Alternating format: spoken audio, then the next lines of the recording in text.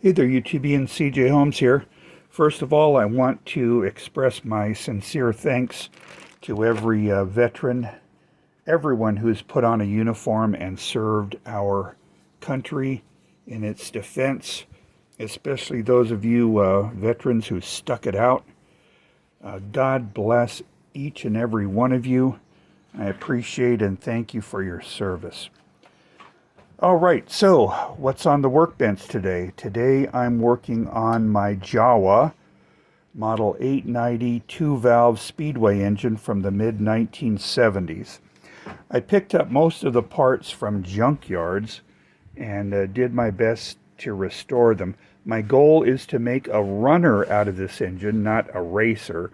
I don't think it's ever going to see dirt. However, I do want the engine to work.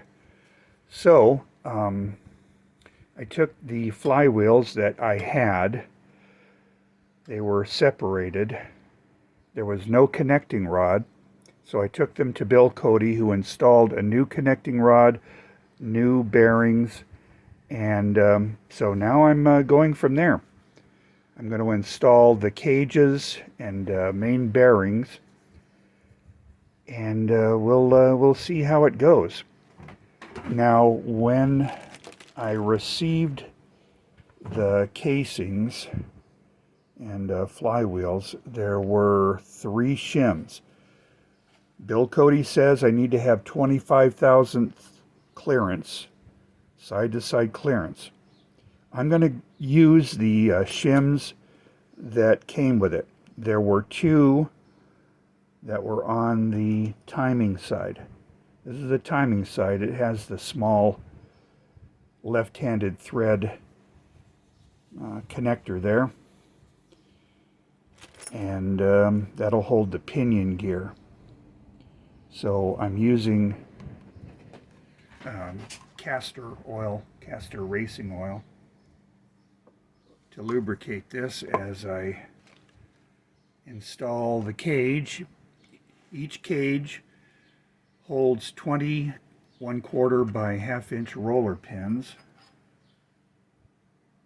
So that's going to go in there. And let me start installing some pins. This is the 3rd attempt at doing this. I've never done this. I've never taken one of these engines apart all the way down to bare bones.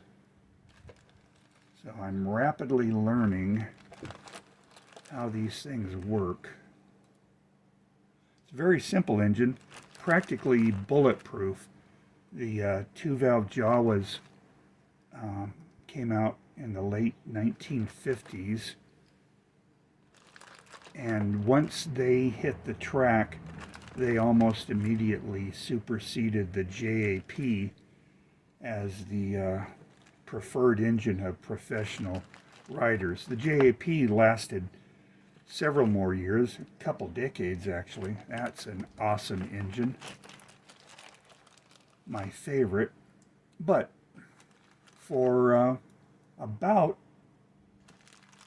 18 to 20 years, the JAWA 2-valve was the preferred motor.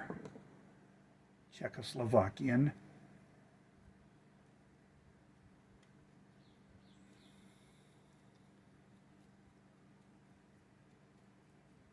All right, there is some lube. Now, let me throw on the timing side case. See if it'll go on. It does. Rather smoothly. I'm happy with that. Now we're going to flip it over and install the power side. These flywheels are massive, very heavy.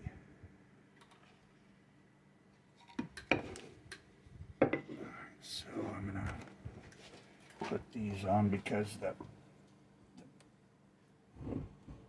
pinion shaft extends just a little bit beyond.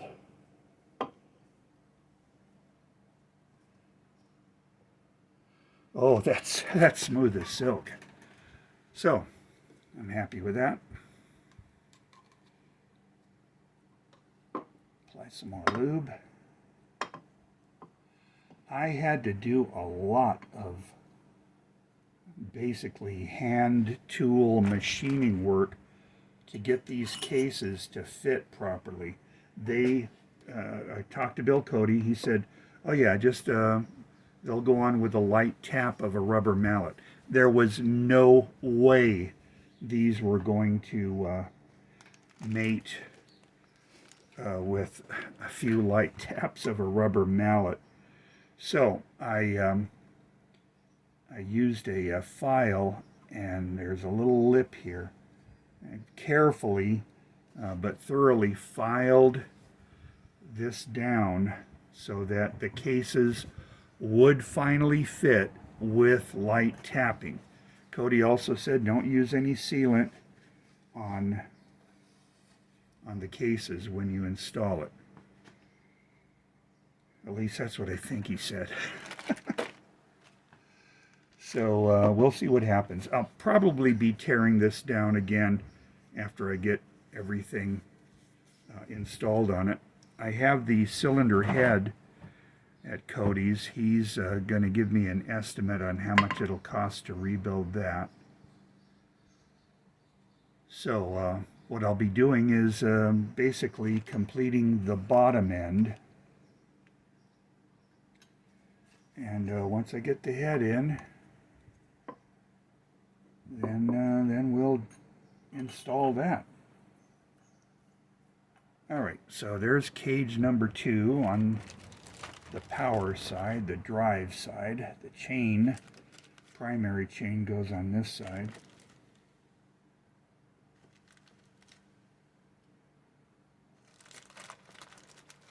Again, 20 rollers per side.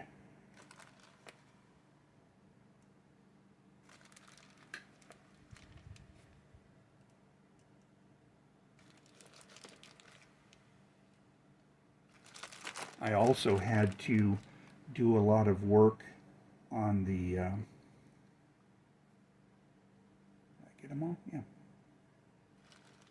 On the, I'll show you the bore of the casing that receives the cylinder sleeve would not go in. Absolutely. It should slide in smoothly, but snugly wouldn't go in at all. So again, I had to use a file to take down the high points and followed that up with light sanding and then honing the bore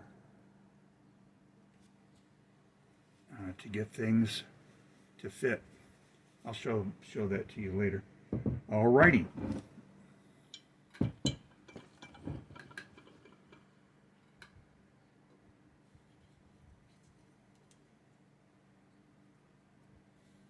Okay, a little lubrication there, and let's see what happens.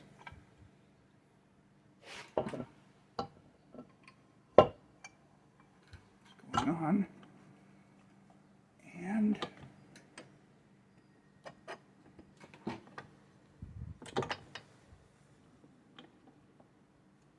let me see if I can feel some slop. The case isn't completely tight yet. I'm going to test fit the cylinder before I pound things down. In fact, I might just use that as a guide. All right, cool. Whew. Right now that's slick, but I haven't pounded it down, so.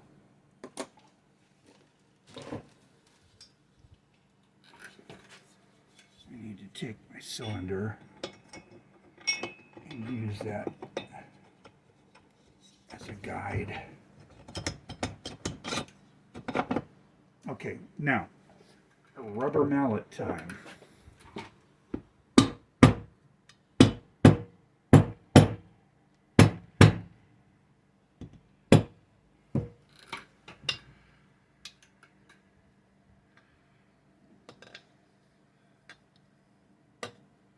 Smooth as silk. I'm going to now look for this screw. These are going to be screws that just keep the cases together when the engine is out of the frame.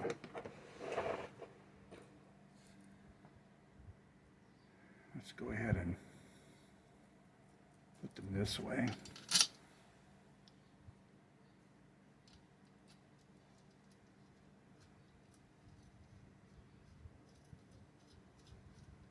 I'll tighten these guys down, and if things are still smooth, I'll have to check any end play later. But I have to get this tightened up before I can really check for that.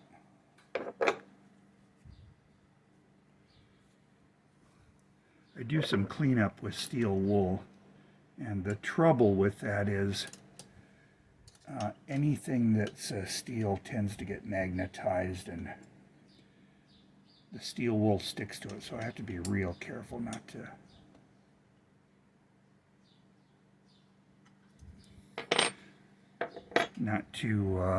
get steel wool around. Now I'm going to install the magneto short strap,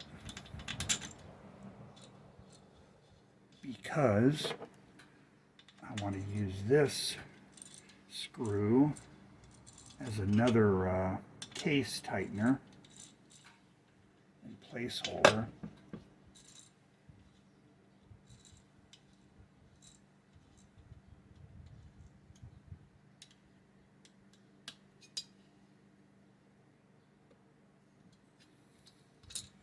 Tight. That's tight, man. I have another screw to put in here. There it is.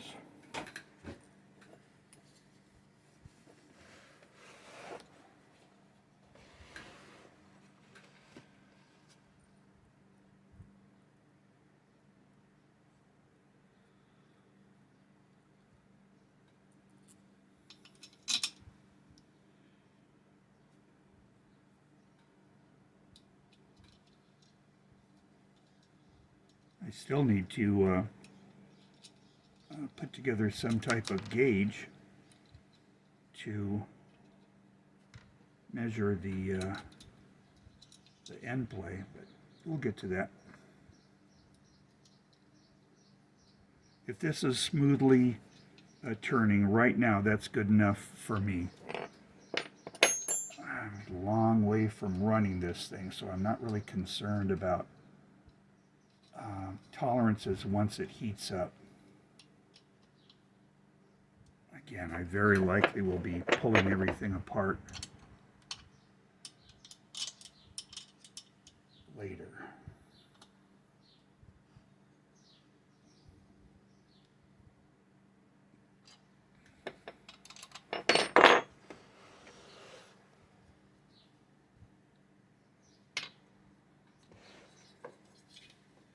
Now, let's see if we can get the cylinder off.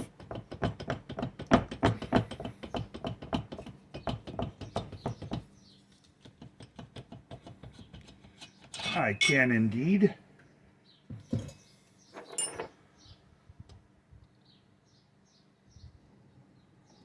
Oh. Smooth as silk. Cool. I'm going to pause the tape so that I can get this on a stand. Be right back. Okay, groovy. I have the bottom end on its stand. Whew. Boy, that thing is real nice. There is a tiny bit of movement, so good. It's not compressed. I just have to measure how much that is. That might be a little too much. Might need another shim, but I'm happy that there is some play. I could, just for grins and giggles, install the pinion gear. I have it here somewhere.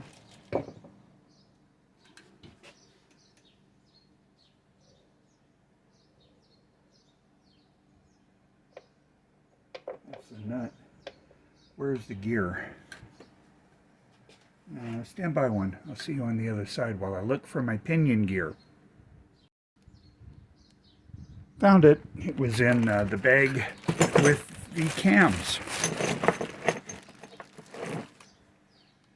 Alright, so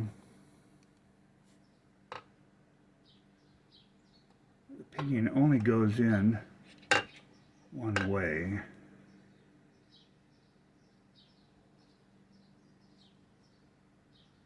So I'm at top dead center, and I don't know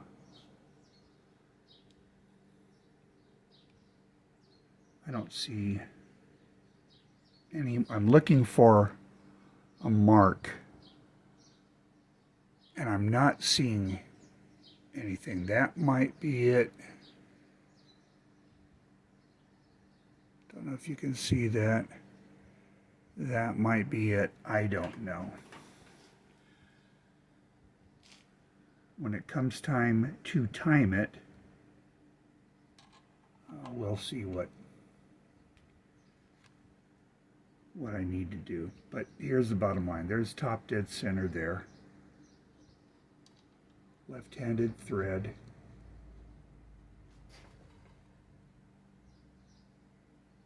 And I'm just going to do this finger tight.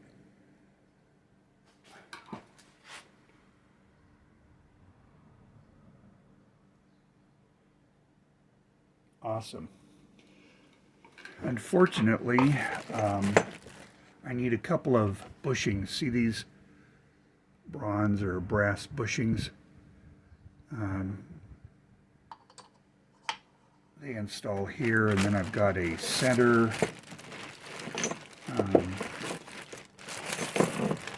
wheel somewhere. It's missing. Just wanted to give you an indication of what goes where. Where's the center gear? Hold on, let me find that. There it is. It was hiding in plain sight. So yeah, so here's how the drive works.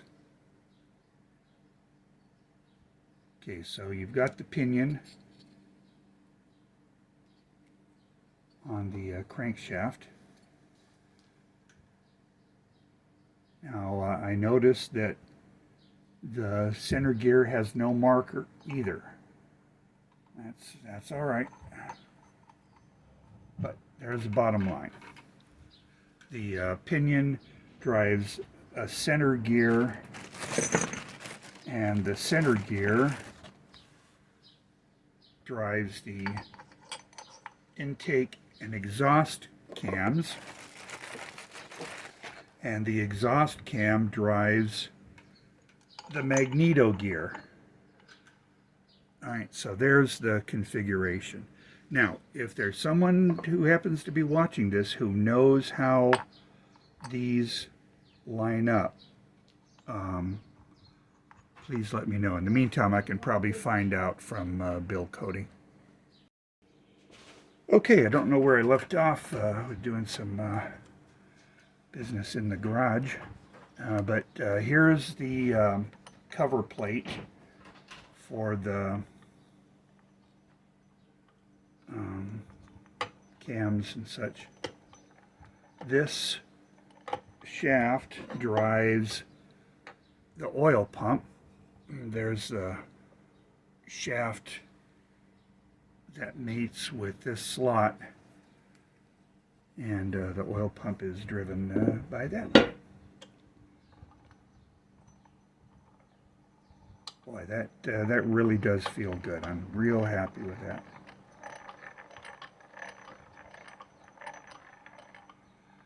All right, so before I go anywhere else with this, let's disassemble this plate.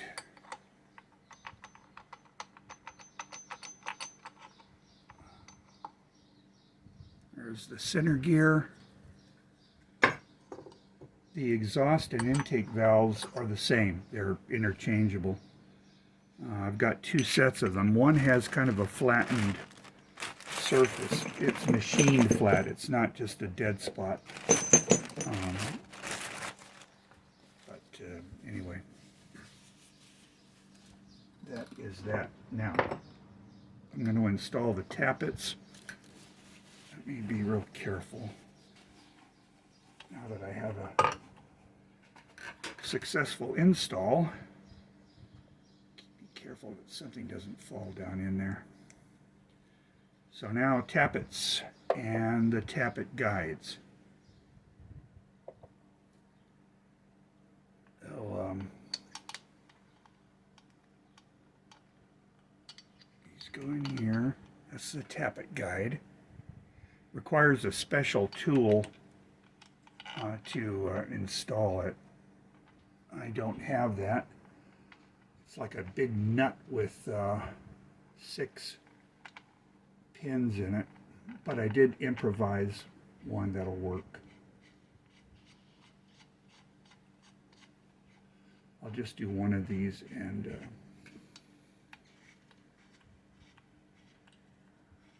go offline for the other one. And this is the tool that I have made.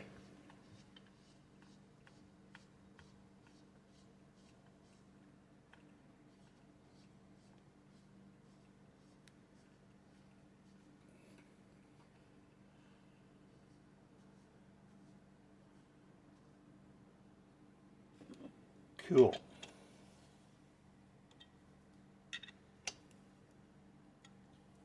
Snug, but not too snug.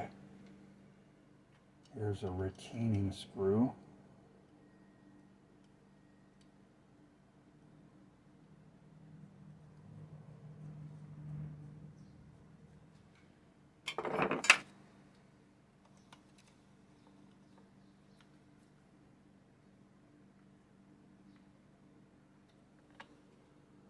Great, that's not going anywhere.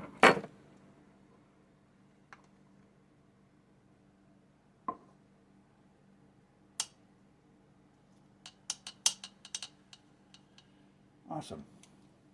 So now if I install the cam that has the bushing on it, you'll see